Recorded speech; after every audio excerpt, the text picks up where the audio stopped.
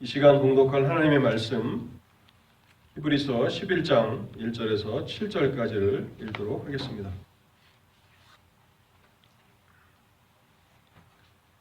하나님의 말씀은 히브리서 11장 1절에서 7절까지를 읽도록 하겠습니다.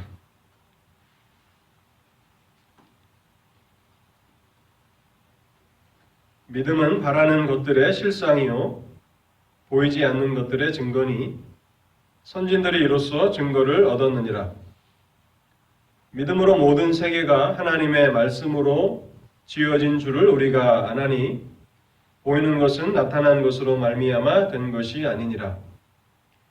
믿음으로 아벨은 가인보다 더 나은 제사를 하나님께 드림으로 의로운 자라 하시는 증거를 얻었으니 하나님이 그 예물에 대하여 증언하심이라. 그가 죽었으나 그 믿음으로써 지금도 말하느니라.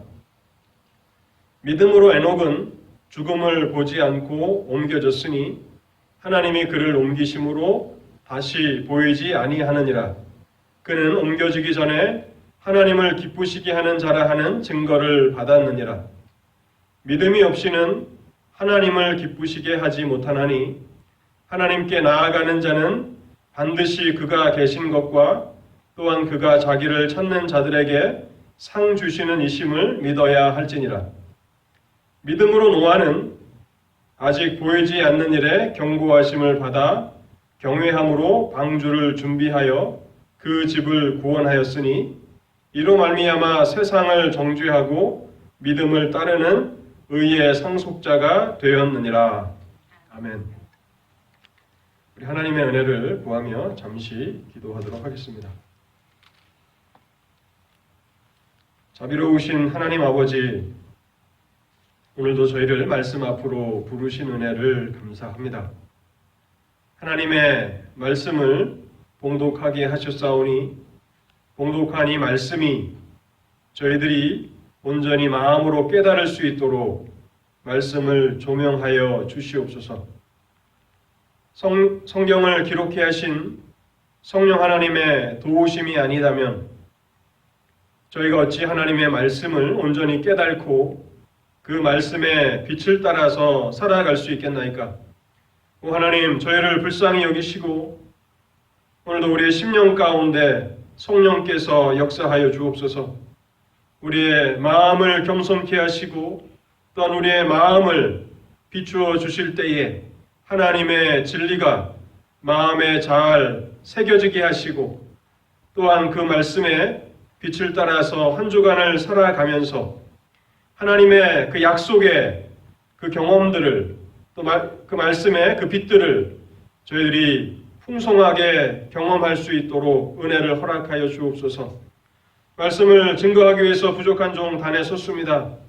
하나님의 성령의 도우심이 없이는 이 일을 온전히 감당할 수 없겠사오니 하나님 아버지 불쌍히 여기시고 이 시간에도 말씀의 은혜를 허락하시며 말씀의 능력을 허락하여 주셔서 강단을 통해서 하나님의 진리만이 선포되도록 자비를 베풀어 주시옵소서. 하나님께서 이 시간에도 말씀의 풍성하신 은혜를 베풀어 주시기를 간절함으로 소원하올 때에 이 모든 말씀 우리 주 예수 그리스도의 이름으로 기도하옵나이다. 아멘. 히브리서는 지금까지 믿음의 대상이 되시는 주 예수 그리스도에 대해서 증거하였습니다. 믿음에 있어서 가장 중요한 요소는 믿음의 대상이 되시는 성삼위 하나님이십니다.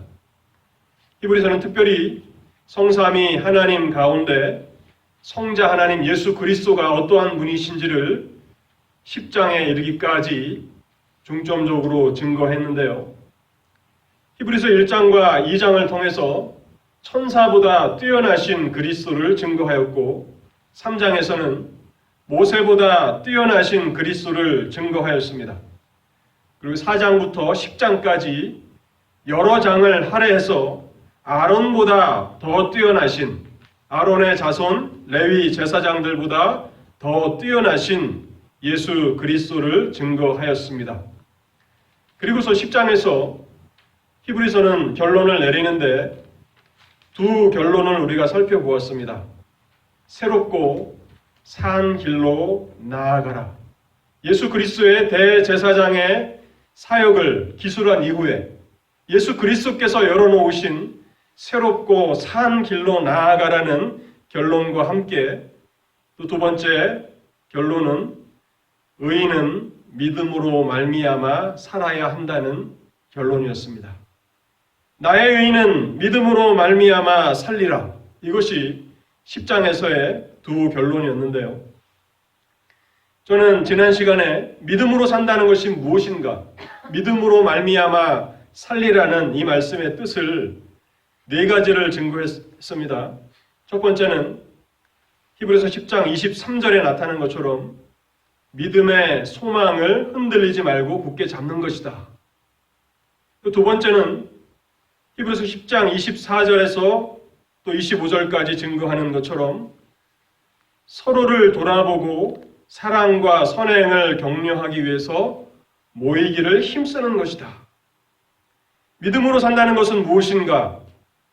10장 26절에서 31절에서 증거하는 것처럼 영적인 퇴보가 얼마나 무섭고 비참한 결과인지를 깊이 생각하며 사는 것이고, 마지막으로 믿음으로 산다는 것은 32절에 믿음의 담대함과 인내로 싸운 믿음의 사람들을 본받는 것이다. 그렇게 네 가지로 믿음으로 산다는 것을 정리해 보았습니다. 근데 마지막 그 믿음으로 산다라고 하는 그 가르침의 네 번째, 믿음의 담대함과 인내로 싸우는 믿음의 사람들을 본받으라. 이 결론이 히브리서 11장의 서론이 되고 있는 것입니다. 비로소 11장에서는 믿음의 담대함과 인내로 싸우는 믿음의 영웅들을 한 사람 한 사람씩 소개합니다. 히브리서 11장을 우리는 믿음의 장이라고 그렇게 부르고 있죠.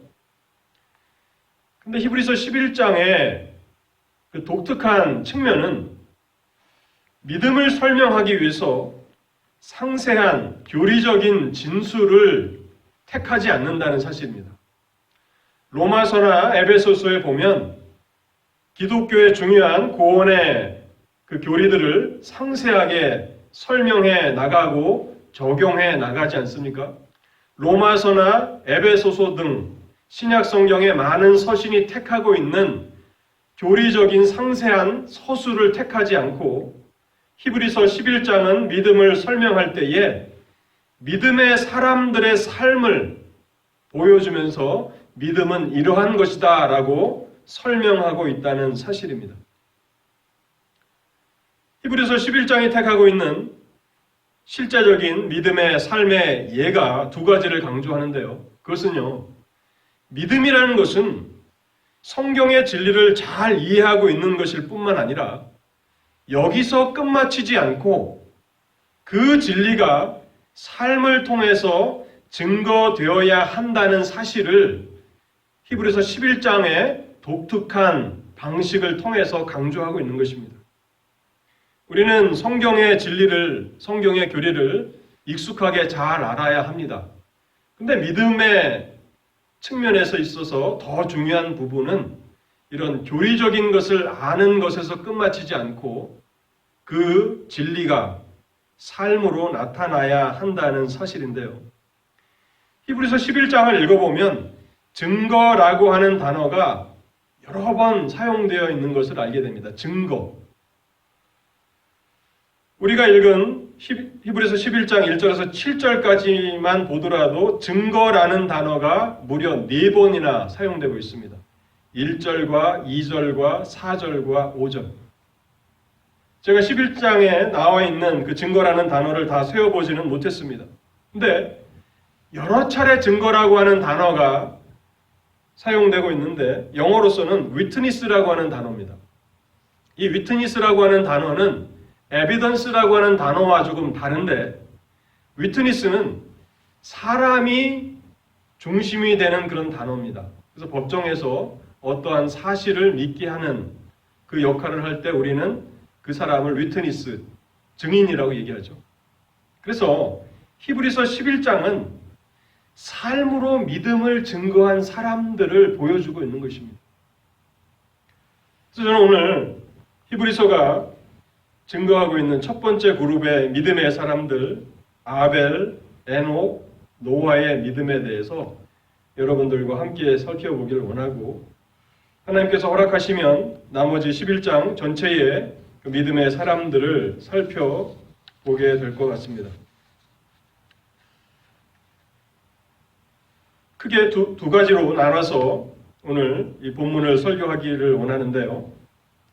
히브리서 11장에 들어가면서 짧게 매우 간단하게 믿음이 무엇인가를 히브리서는 다시 한번 정리하고 있습니다.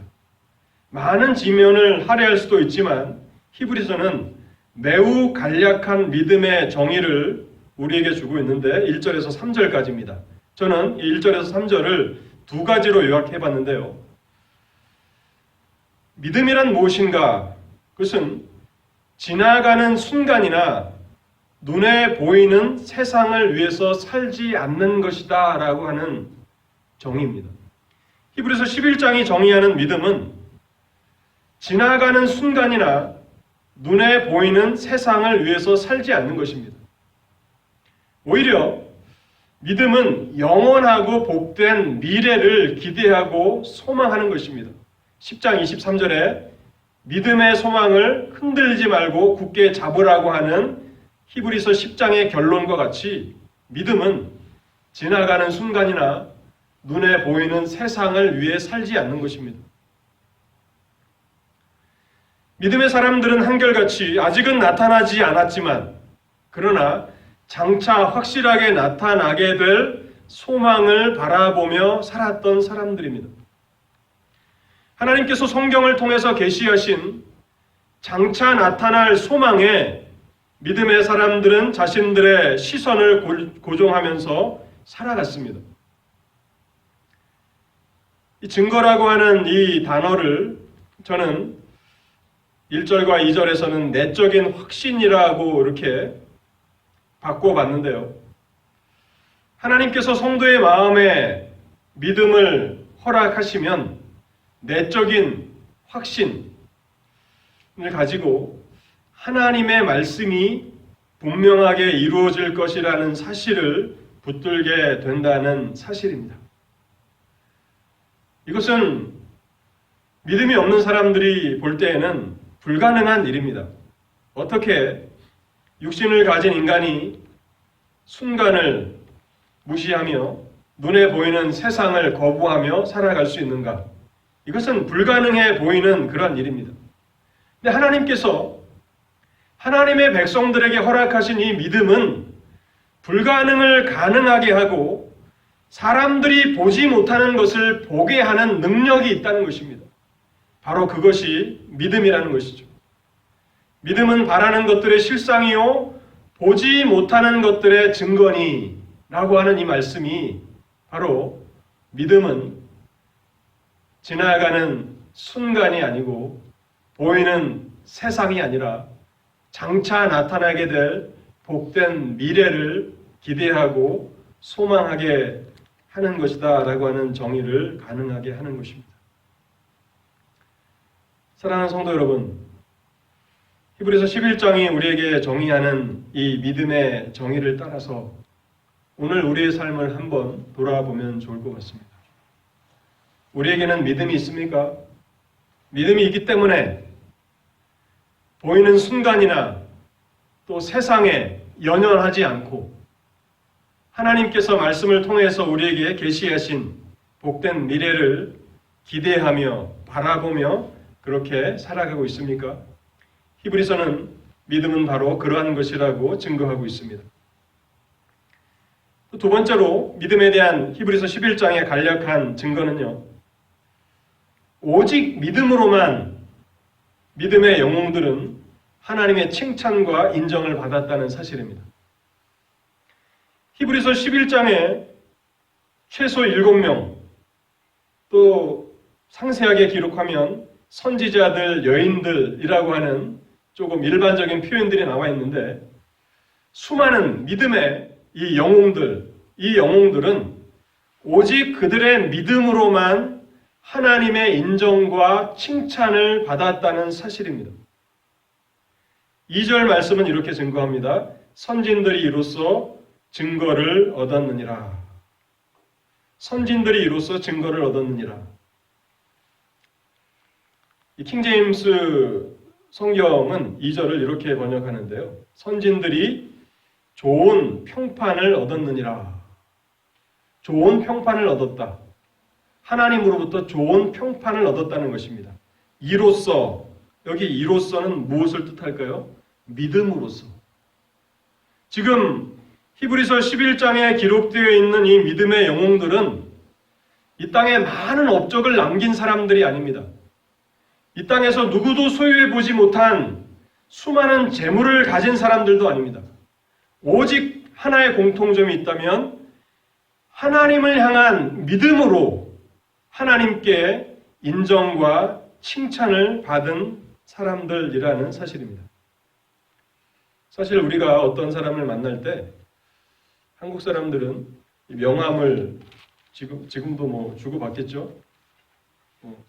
지금 신세대들은 어떤지 잘 모르겠습니다만 제가 그 중요한 사람들을 만났을 때 한국에 있을 때 항상 저를 당혹하게 하는 것이 명함을 달라는 것이었는데 사실 저는 한국에 있을 때는 명함이라는 게 없었어요. 근데 명함을 달라는 그 요청을 많이 받아서 내가 명함을 만들어야 되나? 뭐 교육전도사고 부목사인데 뭐 특별하게 내세울 게 없지 않습니까? 그래서 이 명함 때문에 참 곤혹스러울 때가 많이 있었는데요. 그것은 이 사람이 어떤 사람인가를 이렇게 드러내기 위한 가장 손쉬운 방법이죠. 나는 이러이러한 사람이야 라고 하는 것을 굳이 말하지 않아도 명함 한 장을 통해서 이렇게 나타날 수가 있는데요. 근데 하나님께서는 사람들을 대하실 때에 사람들이 보는 것처럼 그 사람의 지위, 그 사람의 명예, 그 사람의 재능 이러한 것을 보시지 않는다는 거예요. 너무나 당연한 것인데 우리는 자주 망각하면서 살아갑니다. 얼마나 비싼 옷을 입고 나왔느냐, 또 얼마나 좋은 자동차를 타고 나왔느냐, 이것은 하나님께서 전혀 관심이 없으신 그러한 부분이라는 거예요. 하나님께서 사람을 보실 때는 그 사람의 믿음을 보시는 거예요. 예수님께서 이 땅에 공생애를 사셨을 때 어떠한 사람들과의 만남을 통해서 놀라워하신 그러한 일들이 있었는데 어떠한 사람을 만나셨을 때 그랬습니까? 믿음이 큰 사람들이죠. 믿음이 큰 사람을 만나실 때마다 놀라워하셨고 그들을 칭찬하셨습니다. 히브리서 11장이 우리에게 소개하는 이 믿음의 사람들은 다 한결같이 오직 믿음으로만 하나님의 인정과 하나님의 칭찬을 받은 사람들이라는 사실입니다. 자, 이제 크게 두 번째로 히브리서가 우리에게 증거하는 믿음의 간략한 그 정의를 두 가지로 살펴보고 이제 크게 두 번째로 믿음의 사람들 첫 번째 그룹이라고 저는 분류해 봤는데요. 이 첫 번째 부류에 나오는 사람들을 통해서 믿음이 어떤 것인가를 살펴보겠습니다. 히브리서가 믿음을 간단하게 설명한 후에 믿음의 사람으로 제시하는 첫 번째 인물은 아벨입니다. 아담이 아니고 하와도 아니고 가인도 아니고 아벨이라는 인물을 믿음의 사람으로 첫 번째 제시하고 있습니다. 그리고 아벨의 믿음이 나타난 곳은 그가 드린 제사였다는 사실입니다. 여러분, 이 아벨을 통해서 히브리서 11장이 하나님의 백성들에게 증거하기를 원하는 진리는 무엇이었을까요? 간략하게 단순하게 말한다면 믿음으로 예배하라는 것입니다. 믿음으로 예배하라. 이것이 아벨의 삶을 통해서 우리에게 증거하기를 원하는 진리라는 사실입니다. 아벨은 성도의 가장 기본적인 의무가 무엇인가를 일깨워줍니다. 하나님의 백성들의 가장 기본적인 의무가 무엇인가? 그것은 하나님을 예배하는 것입니다. 모든 인간은 하나님을 예배해야 하는 의무가 있는 존재들이고, 특별히 주 예수 그리스도의 은혜로 구속받은 하나님의 성도들은 하나님을 예배하는 것이 그들의 인생에 있어서 가장 중요한 의무가 된다는 사실을 이 아벨을 통해서 배워야 합니다. 그리고 예배에 있어서 가장 중요한 것은 믿음이다라고 하는 사실을 아벨은 우리에게 증거하는 것입니다. 저가 죽었으나 그 믿음으로써 오히려 말하느니라. 그는 죽었지만 그러나 아벨의 믿음의 삶은 여전히 후세대에게, 하나님의 백성들에게 말하고 있다고 성경은 증거하고 있는 것입니다. 아벨이 가인보다 더 나은 제사를 드렸는데 그것은 그의 믿음 때문이었고, 그리고 그는 믿음으로 말미암아 의로운 자라는 증거를 받게 됩니다. 우리가 성경을 읽어 나가면서 성경 진리를 연구해 나갈 때 끊임없이 질문을 던지는 것은 중요한 것인데요. 아벨은 믿음으로 예배하라고 하는 이 단순한 진리를 우리에게 전달하는데, 그렇다면 믿음으로 예배한다는 것은 무엇인가 하는 것을 우리는 질문해 보아야 하는 것입니다. 믿음으로 예배한다는 것은 무엇입니까? 하나님께서 아담과 그의 자손들에게 어떻게 하나님을 예배해야 하는지를 계시해 주셨을 것입니다. 그리고 아벨은 그 계시에 순종하여 믿음으로 하나님을 예배하였던 것입니다. 아담과 하와가 에덴 동산에서 추방될 때 하나님께서 짐승의 가죽 옷을 입혀 주시지 않았습니까? 그 가죽 옷을 입혀 주시면서 속죄에 대한, 속죄 제사의 필요에 대한 적절한 설명을 하나님께서는 주셨을 것입니다. 그래서 아벨은 믿음으로 속죄의 제사를 드린 것입니다. 자신은 하나님 앞에 연락될 수 없는 죄인이지만 하나님께서 계시하신, 말씀하신 그 말씀을 따라서 속죄의 제사를 드렸던 것이죠. 반면 가인의 제사는 어떤 제사였을까요? 감사의 제사라고 할 수 있을 것입니다. 속죄가 빠진 감사의 제사. 그래서 우리는 이 아벨의 믿음을 통해서 우리의 예배가 믿음으로 드리는 예배가 되기 위해서 힘써야 하는데요. 그래서 개혁주의 장로교회에서는 예배의 규정적 원리라는 것을 강조합니다.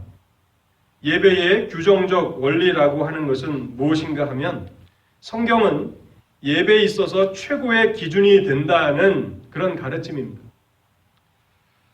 성경에서는 예배의 순서 하나하나에 대한 세세하고 또 자세한 그런 규정들을 제공해 주지는 않습니다.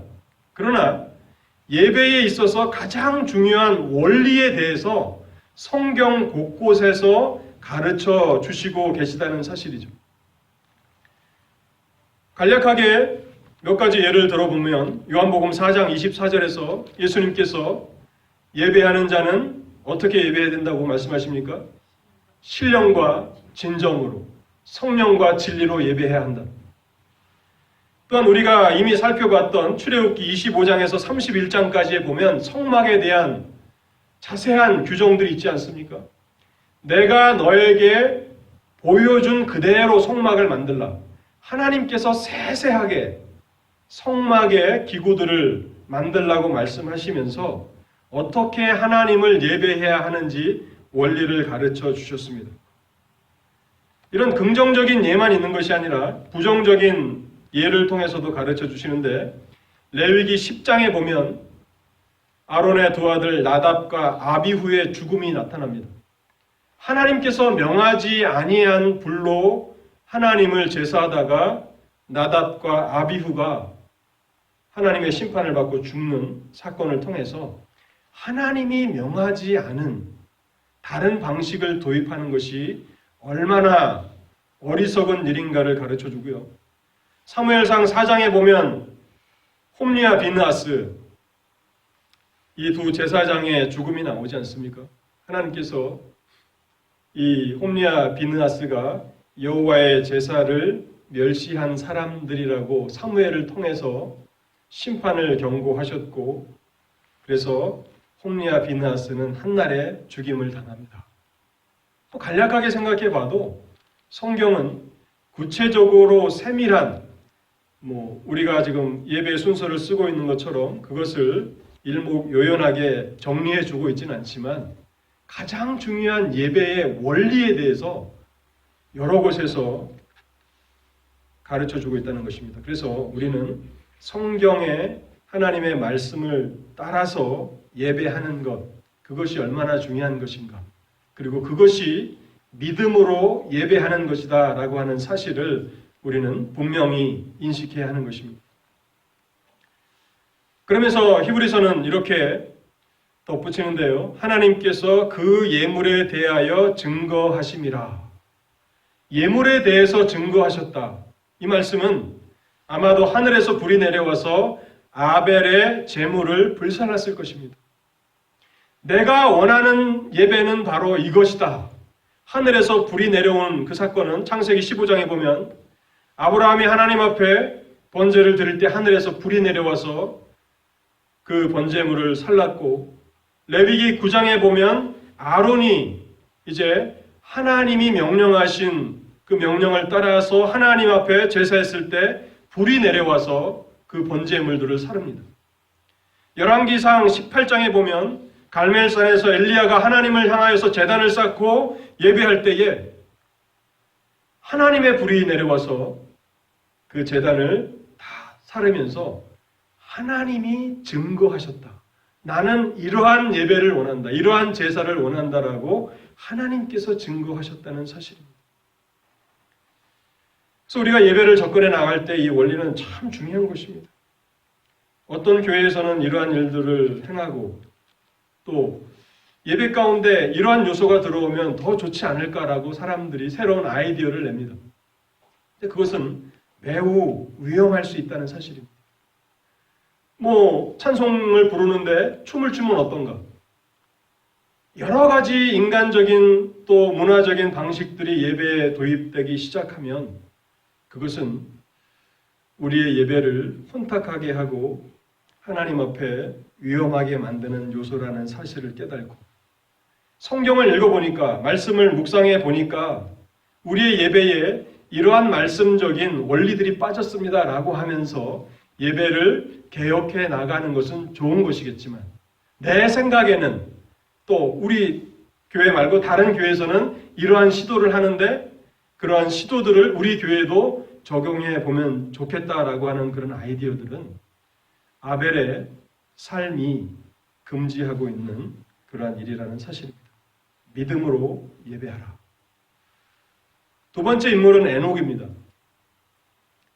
5절 말씀에서 에녹, 참 오늘 설교에 보면 에녹이도 있고 노아도 있는데, 저는 특별히 에녹, 이 두 번째 에녹을 통해서 주는 이 교훈을 마음에 깊이 새기며 들었으면 좋겠습니다.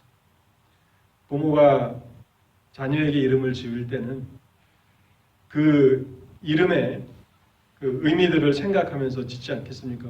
그래서 우리 에녹 형제는 오늘 이 히브리서 11장 5절에 있는 이 말씀을 마음에 깊이 새기며 평생에 나의 사랑하는 부모가 이러한 차원에서 나에게 이런 이름을 지어줬구나.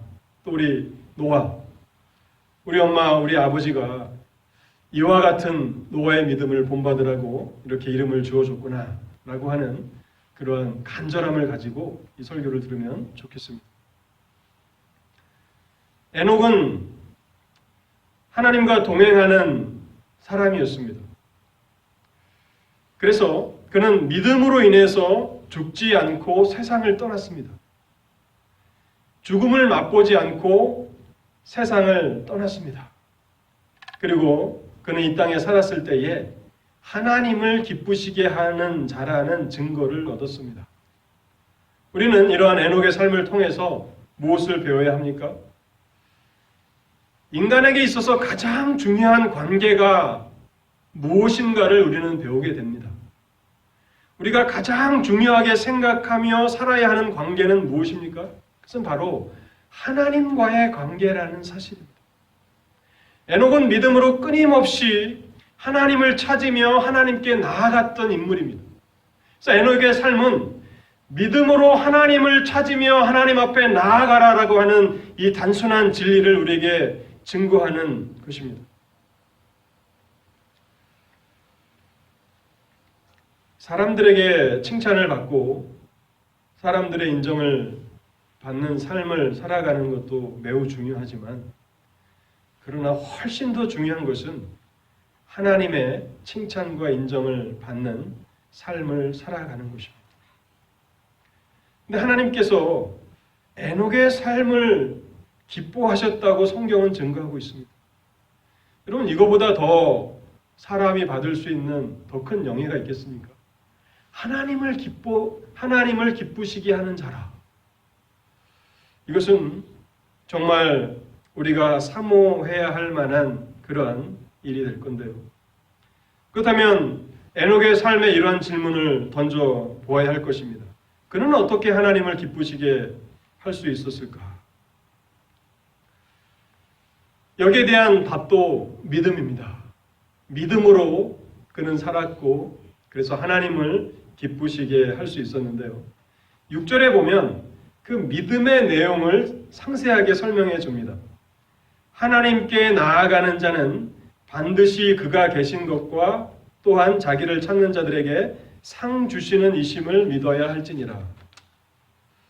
믿음은 단순히 우리의 바람과 소망, 소원을 붙들고 확신하는 것이 아니라 두 가지를 분명하게 붙들어야 한다고 말씀하고 있는데, 반드시 그가 계신 것과 하나님이 살아 계시다라고 하는 사실과 자기를 찾는 자들에게 하나님은 보답하시는 분, 응답하시는 분이라는 이 사실을 반드시 믿어야 한다고 히브리서는 말씀하고 있는 것입니다. 그런데 하나님이 살아 계신다는 사실을 믿게 된다면 우리는 어떠한 반응이 나타날까요? 삶 가운데서 하나님을 찾지 않겠습니까?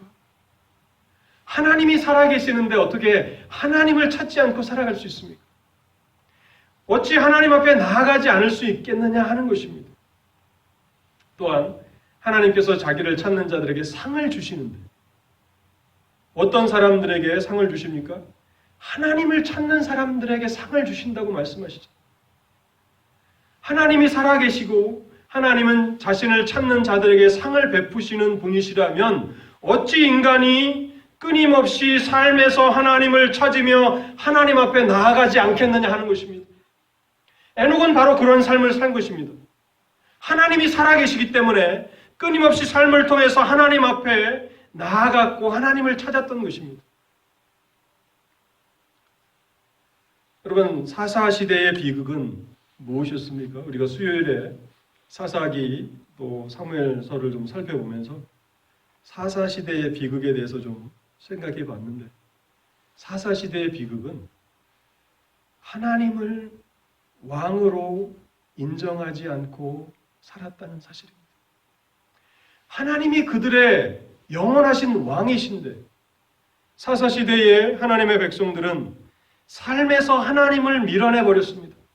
그리고 왕이 계시지 않는 것처럼, 하나님이 계시지 않는 것처럼 자기 소견에 옳은 대로 살았던 시대, 그 시대가 사사시대였다는 것입니다. 그런데 에녹은 어떤 사람입니까? 에녹은 하나님을 부지런히 찾았고 하나님 앞에 나아가는 삶을 살았던 것입니다. 그래서 하나님께서 어떠한 상을 베푸십니까? 창세기에 보면 에녹이 하나님과 동행했다고 나오지 않습니까? 이것이 하나님께서 지상에서 베푸신 상입니다. 우리의 삶에도 하나님 나의 삶에 동행해 주십시오 하면 하나님이 우리의 삶에 그렇게 동행하시는 그런 분이십니까? 마치 종을 부르듯이 하나님 내 삶에 오셔서 동행해 주십시오 하면 하나님은 할 수 없이 우리의 삶에 동행하시는 분입니까? 하나님을 그렇게 생각해서는 안 됩니다.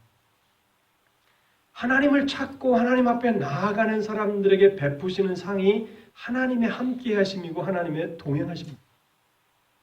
그래서 이 땅에서도 에녹은 하나님과 동행하는 것을 통해서 상을 받았고, 더 큰 상급은 죽지 않고 죽음을 보지 않고 하늘나라로 옮겨진 사람이라는 사실입니다. 에녹은 그 삶을 통해서 후세의 하나님의 백성들에게 증거합니다. 믿음으로 끊임없이 하나님을 찾고 하나님 앞에 나아가라. 그러면 하나님께서 그 삶에 동행하심으로 갚아주실 것이라고 말씀하고 있는 것입니다. 아벨과 에녹의 그런 삶을 우리가 지나가기 전에 한 가지 생각해 보아야 하는 것은요, 그들의 종말이 전적으로 달랐다는 사실입니다. 아벨의 종말은 어떻게 됐습니까? 형 아벨 가인에게 살해를 당하지 않았습니까? 살해돼서 죽었습니다. 에녹은 죽음도 맛보지 않고 하늘로 옮겨졌습니다. 이러한 사실들을 통해서 우리가 어떤 사람이 은혜를 받을 수 있는데 자기의 은혜의 경험을 다른 사람들에게 적용하는 것은 지혜롭지 못한 것이라는 사실입니다. 하나님의 은혜는 다양하게 나타납니다. 아벨도 그렇고 에녹도 그렇고 다 믿음의 사람들이며 동일한 의인들이지만 하나님께서는 각자의 삶에 다른 계획을 가지고 계시는 겁니다. 아벨은 순교자로서 살해를 당한 것입니다.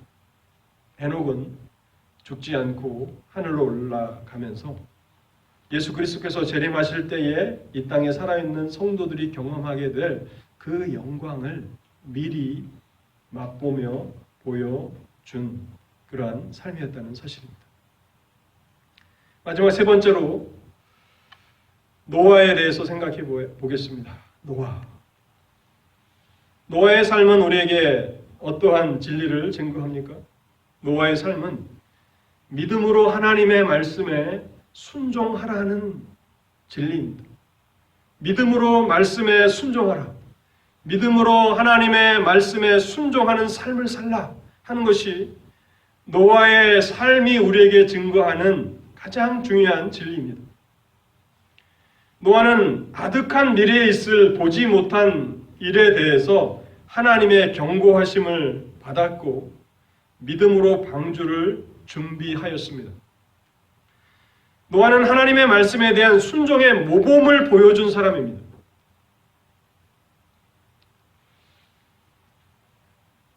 아담과 하와가 불순종함으로 인류가 타락하게 되었고 죄가 이 세상에 들어오게 되었던 것처럼 하나님은 한 사람 노아를 통해서 순종의 모범을 우리에게 보여주시는 것입니다. 당장에 있을 어떤 일이 아니라 먼 미래, 아득한 미래에 있게 될 한 번도 경험해 보지 못한 일에 대한 경고를 받고 방주를 예비하였던 사람, 그 사람이 바로 노아라는 것입니다. 그리고 노아의 삶은 그 믿음의 삶을 통해서 온 세상이 그릇된 자리에 있음을 드러내 보여주었습니다.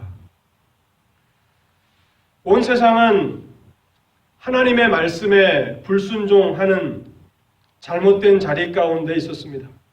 하나님을 영화롭게도 하지 않았고 감사치도 않은 그릇된 자리에 있음을 노아는 삶으로 보여주었던 인물이라는 사실입니다. 특별히 히브리서 11장이 노아의 믿음에 대해서 구체적으로 증거하는 것은 그의 믿음에 전 인격이 수반되었음을 보여줍니다. 먼저 그는 지성을 통해서 하나님의 계시를 깨닫게 됩니다. 믿음으로 노아는 아직 보지 못하는 일에 경고하심을 받아 하나님의 경고를 지성을 통해서 깨닫게 됩니다. 그리고 그의 마음은 그 말씀으로 말미암아서 두려움을 느끼게 됩니다.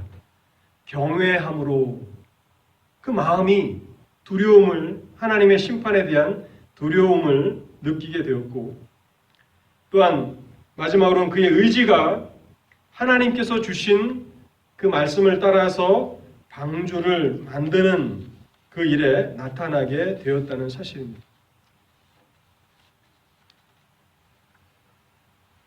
사람들이 볼 때에 노아의 삶은 무의미한 삶이었다, 또 쓸모없는 삶이었다라고 평가될 수 있을지도 모릅니다.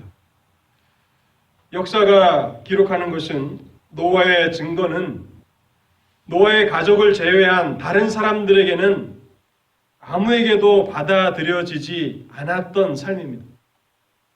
종종 하나님의 교회도 그런 작은 교회들이 있지 않습니까? 우리 교단에도 보면 그 작은 교회들, 우리보다도 더 작은 교회들이 있습니다. 가족 외에는 성도들이 없는 그러한 교회들도 있습니다. 사람들은 그 사역이 무의미한 삶이라고 함부로 평가할 수 있을지 모릅니다. 그러나 하나님께서 보실 때는 전혀 다른 차원에서 그 사역을 평가하고 계시다는 사실입니다. 노아의 삶은 그 시대 사람들의 불신앙을 정죄하는 역할을 하였다라고 하는 하나님의 인정이 주어지는 삶이었다는 것입니다. 그래서 아무도 노아의 증거를 통해서 방주 안에 들어온 사람이 없었지만, 노아와 그의 7명의 가족 외에는 구원받은 사람들이 없었지만, 그러나 그의 삶은 삶으로 불신 세상을 책망하는 삶이었다라고 성경은 증거하고 있다는 사실입니다. 노아는 거칠고 날카로운 책망의 말을 통해서 그 시대의 사람들을 책망한 것이 아닙니다. 오히려 말씀에 순종하는 그 삶을 통해서 영적인 일에는 무관심한 채 안일함과 쾌락만을 추구했던 세상을 그의 믿음의 삶을 통해서 정죄하였다는 사실입니다. 우리는 이 노아를 통해서 우리의 삶을 돌아보아야 합니다. 우리는 말이 아니라 우리의 삶을 통해서 사람들에게 어떠한 메시지를 전달하고 있는가 하는 것입니다. 세상 사람들이, 하나님을 알지 못하는 사람들이 잘못된 가치를 추구하며 살고 있다는 것을, 잘못된 길에 서 있다는 것을 우리의 삶은 깨닫게 합니까? 대한민국을 보면서 참 마음이 아픕니다. 부동산 광풍이라고 하는, 모든 국민이 부동산에 이렇게 연연해하면서 살아가고, 또 정부는 그 광풍을 잠재우기 위해서 머리를 맞대고 대안들을 내놓고, 또 그것을 비판하고 또 찬성하고, 온통 나라가 부동산에만 집착하는 그러한 삶을 살아가고 있는 것을 보면서, 이 시대의 하나님의 백성들은 무엇을 증거해야 하는가 하는 것입니다. 말로써 그들을 책망하고 그들이 잘못됐다라고, 잘못된 가치를 추구했다라고 말할 것이 아니라 삶을 통해서, 우리가 히브리서 11장에서 간략하게 살펴보았던 믿음의 첫 번째 정의가 무엇이었습니까? 믿음은 순간을 위해서 살지 않는다는 것입니다. 지나가는 순간을 위해서, 또 보이는 세상을 위해서 살지 않는 것이다 하는 것이 히브리서 11장의 간략한 증거이지 않습니까? 오늘 이 시대는 말이 아니라 삶으로 어떠한 가치를 추구하고 어떠한 삶을 살아야 하는지를 증거해주는 믿음의 삶을, 믿음의 사람들을 필요로 하는 것입니다. 마태복음 24장 37절에서 40절에 예수님께서 이렇게 말씀하십니다. 노아의 때와 같이 인자의 임함도 그러하리라. 홍수 전에 노아가 방주에 들어가던 날까지 사람들이 먹고 마시고 장가들고 시집가고 있으면서 홍수가 나서 저희를 다 멸하기까지 깨달지 못하였으니 인자의 임함도 이와 같으리라. 노아의 삶을 예수님께서 인정하시는 것입니다. 베드로후서 2장 5절 말씀입니다. 옛 세상을 용서치 아니하시고 오직 의를 전파하는 노아와 그 7 식구를 보존하시고 경건치 아니한 자들의 세상에 홍수를 내리셨으며, 의를 전파하는 노아, 하나님의 인정인 것입니다. 함부로 어떤 사람의 사역을 판단하지 마십시오. 특별히 그 사역의 규모의 크고 적음을 따라서 어떤 사람들을 쉽게 판단해서는 안 됩니다. 그 삶이 하나님께서 인정하시는 삶임에도 불구하고 모이는 사람들의 숫자가 몇 사람 되지 않는다고 섣불리 판단하는 것은 하나님의 기뻐하시는 일이 결코 되지 못하는 것입니다. 결론의 말씀을 드리겠습니다. 오늘 우리는 히브리서 11장이 증거하는 믿음에 대해서 살펴보고 있습니다. 함부로 우리가 토론의 대상으로 이 믿음을 이야기할 것이 아니라 삶으로 우리가 믿음이 있는 사람인 것을 증거해야 함을 히브리서는 말씀합니다.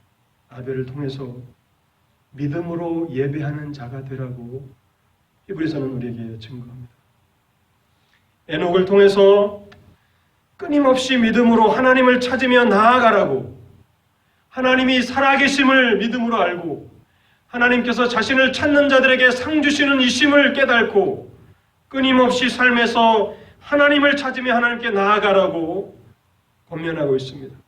또한 노아의 삶을 통해서 믿음으로 말씀에 순종하라. 순종하는 삶을 통해서 불순종의 삶을 살아가는 세상을 책망하는 믿음의 사람들이 되라고 그렇게 우리에게 증거합니다. 이와 같은 은혜가, 이와 같은 믿음이 저와 여러분들 속에서 놀랍게 역사하실 때 우리 또한 하나님께서 인정하시는, 또 칭찬하시는 믿음의 그 삶을 마지막까지 다 잘 경주할 수 있는 우리 모두가 될 수 있기를 바랍니다. 기도하겠습니다.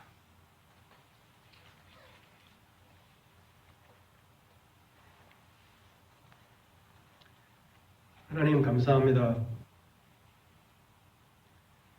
히브리서 12장에 구름같이 허다한 증인들이 있다고, 우리가 살아가는 이 믿음의 길을 둘러싸고 수많은 그 경기장의 관중들이 경기하는 플레이어들을 주목하는 것처럼 이미 이 믿음의 삶을 살아서 승리한 믿음의 선조들이 구름과 같이 많다고 말씀하시는 그 말씀을 생각하며 하나님, 믿음의 담대함과 인내로 끝까지 믿음을 지킨 이 믿음의 선조들을 본받는 저희들 되게 하여 주옵소서.